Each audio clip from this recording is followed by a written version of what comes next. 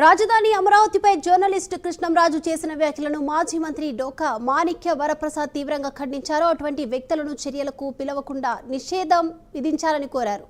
Sajjala payroll జర్నలిస్టులో Krishnamraju ఒకరని కూడా ఆరోపించారు. జగన్ కళ్ళలో ఆనందం చూడడం కోసమే అలాంటి వ్యాఖ్యలు చేశారని కూడా ధ్వజమెత్తారు. రాజ్యాంగ రచనలో అంబేద్కర్ పాత్ర లేదని గతంలో కూడా కృష్ణంరాజు మాట్లాడారని గుర్తు చేశారు. Krishnamraju SC, ST, BC, minority వర్గాల వ్యతిరేకి అని కూడా మండిపడ్డారు. అమరావతిపై వైసీపీ ద్వంద్వ వైఖరి మానుకోవాలన్నారు. మహిళలు, దళితులను కించపరిచే ఫ్యూడలిస్ట్ వ్యక్తులను సమాజం నుంచి వెంటనే బహిష్కరించాలన్నారు డొక్కా మాణిక్య వరప్రసాద్.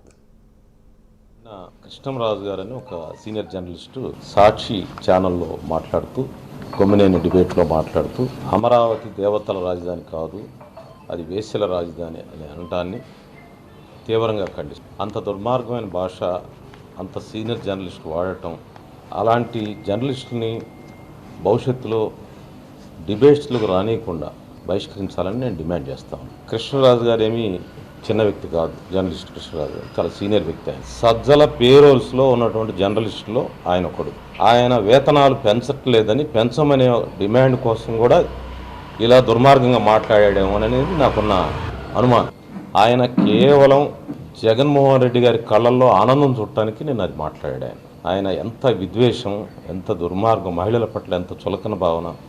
అంటే అమరావతి ప్రాంతంలో అది వేశ్యల రాజధాని. అమరావతి అంటే ఒక కులం ఉంటుందా, ఒక మతం ఉంటుందా, ఒక వ్యక్తులు ఉంటారా? ఎవరెవరో ఉంటారు, బతుకుదరు అనేక వేల మంది ఉన్నారు. సుమారు 1,00,000 జనాభా ఉంటుంది. దాంట్లో మహిళల జనాభా సుమారు 50,000 పైచులకు ఉంటుంది. అంటే అందరినీ ఆ కేటగిరీ కట్టి నువ్వు మాట్లాడుతున్నావు అంటే దుర్మార్గపు ఆలోచన. ఎంత పరాకాష్ఠ చేరుకుందో ఒకసారి ఆలోచించుకొని విజ్ఞప్తి చేస్తాను. కేవలం కృష్ణంరాజు గారు జగన్మోహన్ రెడ్డి కళ్ళల్లో ఆనందం చూడటం కోసమే ఇది మాట్లాడింది. అలా మాట్లాడితేనే అక్కడ మార్కులు పడతాయి. అందుకే రాజకీయ నాయకులు చాలామంది అవాకులు చవాకులు పేరేవాళ్ళు మీడియాలో కనపడటం దుర్మార్గం మాట్లాడి అందరూ కూడా జగన్ సంతృప్తిపరచడం కోసమే.